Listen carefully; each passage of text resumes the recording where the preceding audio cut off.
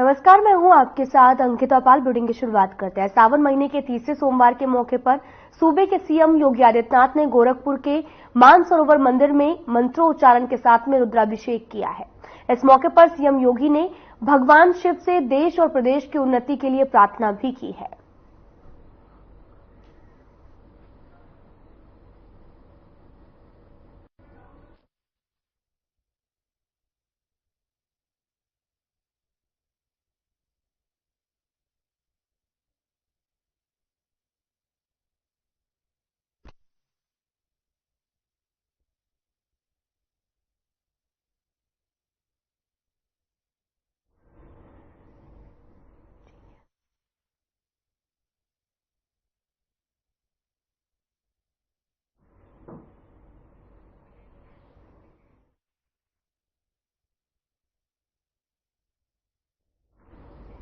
केंद्रीय स्वास्थ्य एवं परिवार कल्याण मंत्री जेपी नड्डा ने लोकसभा में 2024-25 के लिए स्वास्थ्य और परिवार कल्याण मंत्रालय से संबंधित अनुदान की मांगों पर जवाब दिया है।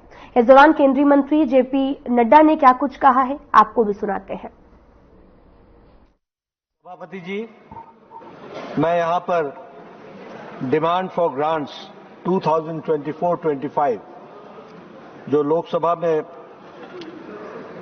चर्चा में आया और जो 2 अगस्त को यहां डिमांड फॉर ग्रांट्स की जो चर्चा हुई, उसमें हमारे लोकसभा के वरिष्ठ साथियों ने बहुत विषयों पर प्रकाश डाला और चर्चा में भाग लिया। और चर्चा में 2 तरीके के सुझाव आए। कुछ सुझाव तो जनरल नेचर के थे, जो साधारणतः सुझाव की दृष्टि से स्वास्थ्य विभाग को इंगित करने के लिए हमारे सदस्यों ने दिए थे, और कुछ सुझाव स्पेसिफिक रूप में इंगित करके हमारे साथियों ने रखा है। लगभग 57 लोकसभा के सदस्यों ने, सांसदों ने इस चर्चा में भाग लिया है। सबसे पहले तो मैं सभी सदस्यों को धन्यवाद देना चाहता हूं कि उनके महत्वपूर्ण सुझाव और उन्होंने जो महत्वपूर्ण सुझाव दिए हैं उस पर विभाग को भी गौर करने का उन्होंने मौका दिया है। मैं उनके सुझावों के लिए, उनके सजेशंस के लिए, उनके महत्वपूर्ण वैल्यूएबल सजेशंस के लिए उनको धन्यवाद देना चाहता हूं। कुछ जो मैंने सभी सुझावों को कुछ भागों में बांटा है, उसमें से बहुत सारे सदस्यों का सुझाव 2 विषयों पर था। एक तो हेल्थ का बजट बढ़ाया जाए और दूसरा आउट ऑफ पॉकेट एक्सपेंडिचर कम किया जाए। मैं इस सुझाव का जहां स्वागत करता हूं, वहीं मैं यह भी बताना चाहता हूं कि प्रधानमंत्री मोदी जी के नेतृत्व में चलने वाली सरकार ने, जो एक प्रोएक्टिव सरकार है, प्रो रिस्पॉन्सिव सरकार है, और इसीलिए 2014 से ही सभी विभागों की तरह स्वास्थ्य विभाग ने भी प्रोएक्टिव होकर के इस पर पूरी दृष्टि डाल करके बजट एलोकेशंस के बारे में चिंता की और चर्चा की है। मैं यहां अगर आपको बताना चाहूंगा कि बजट को हम लोगों ने किस तरीके से देखा, तो 2013-14 में बजट 33,278 करोड़ रुपए थे।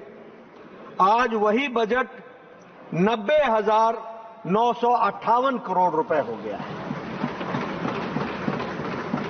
यानी हेल्थ को क्या प्रायोरिटी दी गई है, और ये एलोकेशन लगभग 164%, 164% का इजाफा इंक्रीज हुआ है। यह अपने आप में बताता है कि हमने प्रायोरिटाइज करने में हेल्थ को कितना महत्वपूर्ण स्थान दिया है। उसी तरीके से जो 15th फाइनेंस कमीशन की रिपोर्ट आई है, उसमें भी लोकल गवर्नमेंट्स के तरफ से खर्च करने के लिए 70,051 करोड़ अलग से एलोकेट किए गए हैं ताकि लोकल गवर्नमेंट्स भी अपने तरीके से हेल्थ के सेक्टर के इंफ्रास्ट्रक्चर में अपना योगदान कर सके। मैं इस सदन को यह भी बताना चाहता हूं कि नेशनल हेल्थ मिशन वो टोटल बजट का लगभग जो नेशनल हेल्थ मिशन स्टेट्स को इस बात के लिए ताकत देता है कि वह अपने इंफ्रास्ट्रक्चर को मजबूत करें, लॉजिस्टिक्स को मजबूत करें, उस सारे को करने के लिए टोटल हेल्थ बजट का 55% एनएचएम के माध्यम से खर्च होता है। इसको भी हमको ध्यान में रख करके हमको जब हम बजट एलोकेशन की बात करते हैं तो हमें ध्यान में रखना चाहिए। प्रधानमंत्री पीएमएसएसवाई उसकी बारे में अगर हम बात करें तो अभी तक पिछले 10 सालों में 13,900 करोड़ रुपए खर्च हुए हैं और उसके माध्यम से भी हमने टर्शियरी हेल्थ केयर को स्ट्रेंथन करने के लिए कार्य को आगे बढ़ाया है। जो हमने 2017 के अपने हेल्थ पॉलिसी में कहा कि हमारा 2.5% हेल्थ का बजट खर्च होगा, मुझे खुशी है आज ये बताते हुए कि हम तीव्र गति से उसमें आगे बढ़ रहे हैं और 1.1% ऑफ द जीडीपी से अब वो बढ़ करके 1.9% हो गया है, रीचिंग 2%, और उसको हम आगे बढ़ाने वाले हैं। कभी खुश तो हो जाइए दादा, कभी तो खुश हो जाइए। मैं यहां पर आउट ऑफ पॉकेट एक्सपेंडिचर इसके बारे में भी बहुत से इंटरवेंशंस किए गए जिसके तहत Ayushman Bharat, free drugs and diagnostic facilities, free screening, इन सब पर बल दे करके आउट ऑफ पॉकेट एक्सपेंडिचर को हम लोगों ने 62% से रिड्यूस करके 47.1% पहुंचाया है और आउट ऑफ पॉकेट एक्सपेंडिचर आज वो कम हो रहा है। मैं ये आंकड़े देने पर ये नहीं कह रहा हूं कि हम रुक गए हैं। This is ongoing process with the same amount of priority. हमारी प्रायोरिटी में भी कोई कमी नहीं आने वाली है और हम उसको उसी गति से प्रधानमंत्री मोदी जी के नेतृत्व में और आउट ऑफ पॉकेट एक्सपेंडिचर को कम करने के लिए कटिबद्ध हैं। इस बात को भी हमको ध्यान में रखना चाहिए। मैं यहां नेशनल हेल्थ पॉलिसी के जो 4 मिशन मोड के प्रोजेक्ट्स हैं उस पर भी आपका ध्यान आकृष्ट करना चाहता हूं। 4 हैं। सबसे पहला है प्रधानमंत्री जन आरोग्य योजना, पीएम जय। ये जो जन आरोग्य योजना है आयुष्मान भारत, इस योजना के तहत हम सब लोग जानते हैं कि 12 करोड़ परिवार यानी 55 करोड़ से ज्यादा लोग यानी भारत की 40% की आबादी, और ये कौन है लोग? वो गरीब लोग जो बिल्कुल ही marginal section of the society है। और इसमें यह भी बताया गया है कि बाय प्रोफेशन से भी जोड़े गए हैं और जो कास्ट सेंसस नहीं, जो हमारा सोशियो इकोनॉमिक सेंसस है उसके तहत हम लोगों ने इनको जोड़ने का प्रयास किया। और मैं कई बार बोलता हूं, रिक्शा वाला, ठेला वाला, रेडी वाला, फेड़ी वाला, बस का ड्राइवर, क्लीनर, ट्रक का ड्राइवर, लिफ्टमैन, होटल में काम करने वाला वेटर, ऐसे गरीब लोग 12 करोड़ परिवार, ऐसे लोगों को 5 लाख रुपए का एनुअल हेल्थ कवरेज देने का कार्यक्रम आयुष्मान भारत के तहत दिया गया है। और उसी तरीके से आयुष्मान आरोग्य मंदिर, इसको भी स्थापित करने का काम किया गया है और इसकी संख्या कितनी है? 1,73,000, 1,73,000 हमारे आयुष्मान आरोग्य मंदिर, इसको भी हम लोगों ने खड़ा करने का काम किया है। और इसके डिजिटल मिशन और आयुष्मान भारत डिजिटल मिशन के तहत हम लोगों ने, जिसे हम ABDM कहते हैं, उसमें हम लोगों ने 4 रजिस्ट्रीज को, आप ध्यान में लीजिएगा कि यह हेल्थ सेक्टर के लिए एक, जिसको हम कह सकते हैं कि एक बहुत ही रिवोल्यूशनरी चेंज है जिसको हमको ध्यान में रखना चाहिए। जब हम आयुष्मान भारत डिजिटल मिशन कहते हैं तो उसकी 4 रजिस्ट्रीज हैं, यानी एक ही प्लेटफॉर्म में हमको आयुष्मान भारत हेल्थ अकाउंट मिलेगा। यानी हर पेशेंट का, हर व्यक्ति का उसका अकाउंट, उसका मेडिकल हिस्ट्री, उसके मेडिकल और उसकी पूरी की पूरी सीक्रेसी, उसकी पूरी की पूरी confidentiality, that is also maintained, और वह एक ही प्लेटफॉर्म पर मिलेगा। उसी तरीके से हेल्थ केयर के जितने भी प्रोफेशनल्स हैं वह भी एक ही प्लेटफॉर्म पर रजिस्ट्री में मिलेंगे। और उसी तरीके से हेल्थ ड्रग्स के भी, यानी जितने भी केमिस्ट की फैसिलिटीज हैं वह भी एक ही फैसिलिटी के तहत मिलेंगे। और हमारे जो हेल्थ के फैसिलिटीज हैं, यानी हमारे इंस्टीट्यूशंस हैं, वह भी एक ही फैसिलिटी में मिलेंगे। यानी एबीडीएम के 4 रजिस्ट्रीज होंगे और उसके 3 गेटवेज होंगे। मैंने पहले भी एक प्रश्न में बताया था, एक होगा नेशनल क्लेम एक्सचेंज एनसीएक्स, दूसरा यूनिफाइड हेल्थ इंटरफेस, और तीसरा जो है वो कंपनसेशन देने के लिए उसके लिए कंसेंट मैनेजर। ये 3 गेटवेज के तहत इस कार्यक्रम को आगे बढ़ाया जाएगा। मैं यहां यह भी बताना चाहता हूं सभापति महोदय जी और आपके माध्यम से कि हमारा पीएम भीम, प्रधानमंत्री आयुष्मान भीम योजना, भारत हेल्थ इंफ्रास्ट्रक्चर मिशन, इसके तहत भी हमारे लॉजिस्टिक्स हेल्थ के इंफ्रास्ट्रक्चर को बहुत तीव्र गति दी जा रही है और उसको ताकत देने का काम हेल्थ सेक्टर में किया जा रहा है, ये भी मैं बताना चाहता हूं।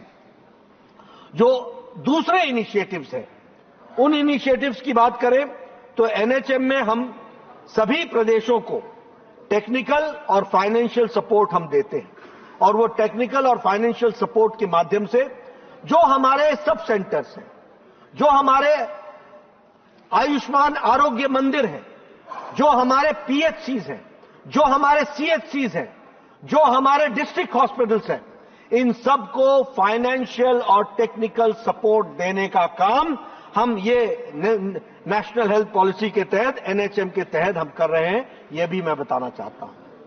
एक बात टर्शरी हेल्थ केयर में मैं जरूर बताना चाहता हूं, जिसमें एक बहुत लंबी छलांग टर्शरी हेल्थ केयर में लगाई गई है, वह मैं कहना चाहता हूं और मैं इस सदन के माध्यम से देश की जनता को भी बताना चाहता हूं कि जब जब एनडीए की सरकार आई है, हम लोगों ने टर्शरी हेल्थ केयर को भी जहां पूरी ताकत दी है, वहीं हम लोगों ने प्राइमरी हेल्थ केयर को भी पूरी ताकत दी है, यह भी मैं बताना चाहता हूं।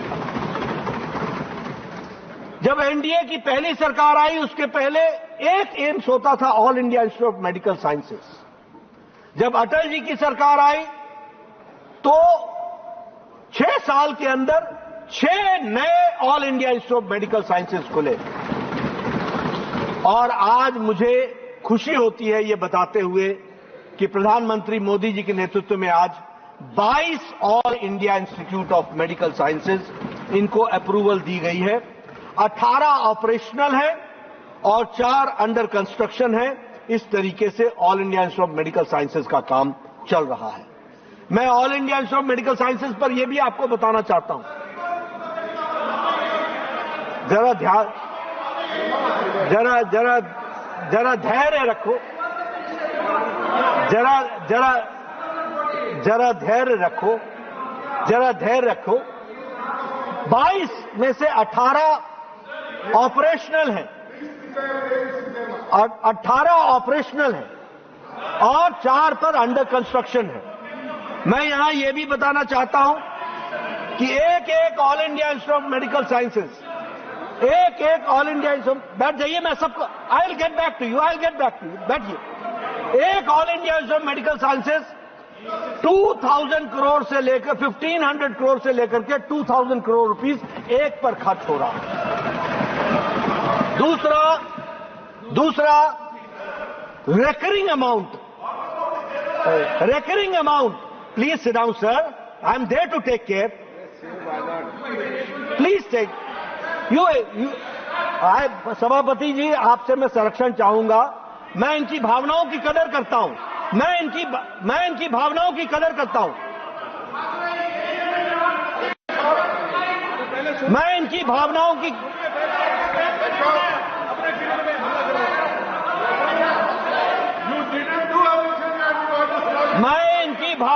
कदर करता हूं। मैं इनकी भावनाओं की कदर करता हूं।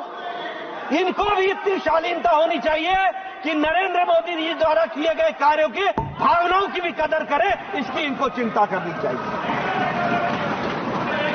अब मैं अपग्रेडेशन ऑफ मेडिकल कॉलेजेस की बात करना चाहता हूं। मैं जब अपग्रेडेशन ऑफ मेडिकल कॉलेजेस की बात करता हूं तो 157 मेडिकल कॉलेजेस आउट। मंत्री जी एक मिनट माननीय सदस्य एक मिनट नो। माननीय सदस्यगण, इस विषय पर डिबेट पर सभी माननीय सदस्यों को पर्याप्त समय भी दिया था और जो माननीय सदस्य नहीं बोल पाए उनको भी पर्याप्त समय दिया। अब हम सदन में गरिमा रखें। जब आपने कोई मुद्दे उठाएं, माननीय मंत्री जी उन मुद्दों का जवाब दें। बीच में नहीं। माननीय मंत्री जी,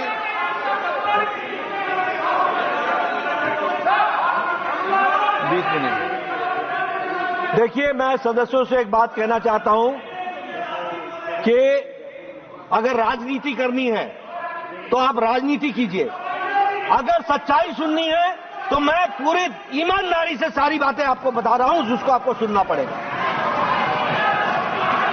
157 medical colleges, 157 medical colleges in one go.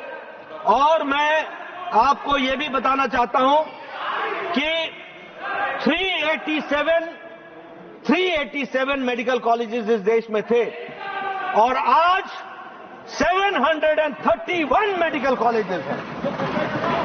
731 medical colleges हैं। और यहां अगर मैं यूजी सीट की, please sir, please sit down, let me answer. Now sit down, Raghavan. I know what you want to say. Please. Oh, Deb. Oh, my MP, please sit down. I'm talking something very serious. तो मैं ये बताना चाहता हूं, UG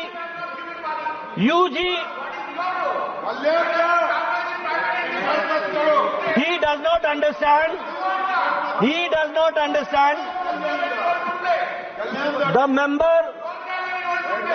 The honorable member, such a senior member, does not know that this is under PMSSY, which is from the central budget.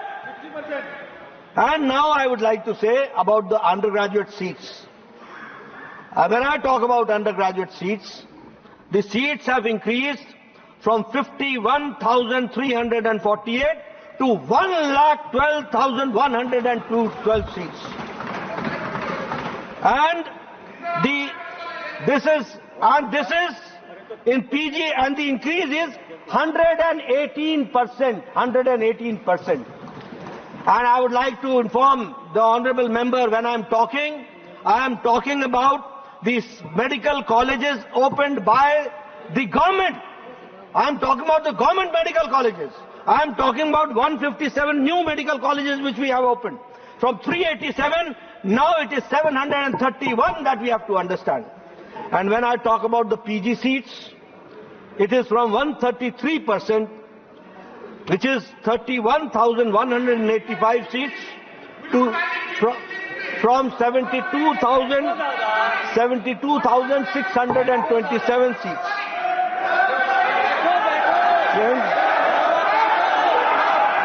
Friends,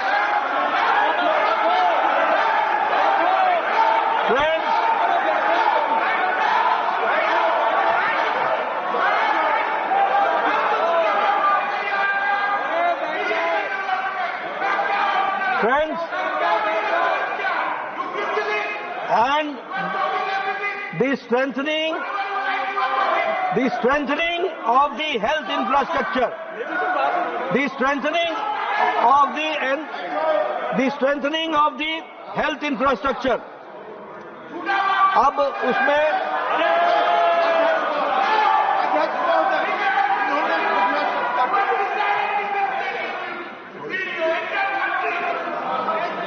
strengthening of the infrastructure, मैं कुछ नहीं जा रहा, प्लीज। अगर मैं कहूं तो रूरल एरिया में सब सेंटर्स 14,255 बनाए गए हैं, 14,255, which is an increase of 9.4%।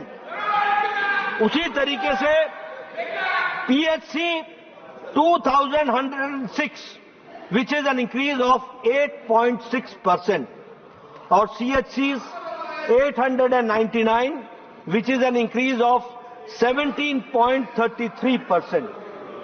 मैं अगर अर्बन एरियाज की बात करूं तो 1,869 ये पीएचसीज बनाए गए, 107%, CHCs 233%। मैं इनको लिस्ट भिजवा दूंगा। I will send you the list mister Kalyan Banerjee. No please seat.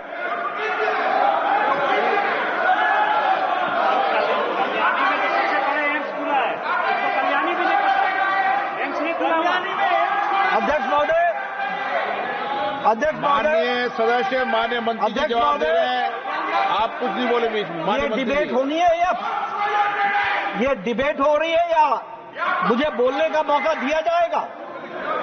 मुझे बोलने का मौका दिया जाएगा? ये डिबेट है।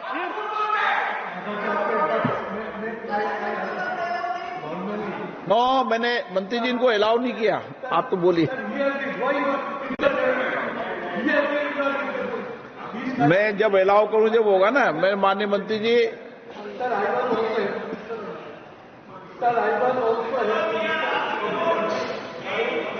सर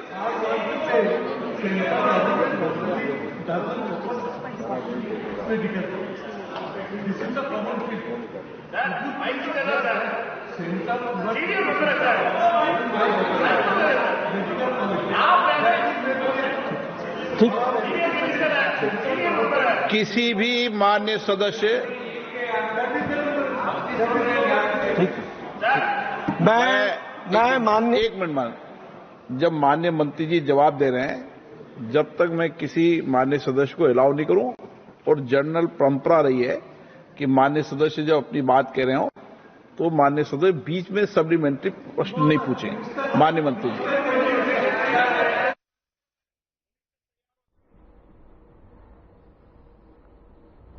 राजपुर में इतना ही। नमस्कार।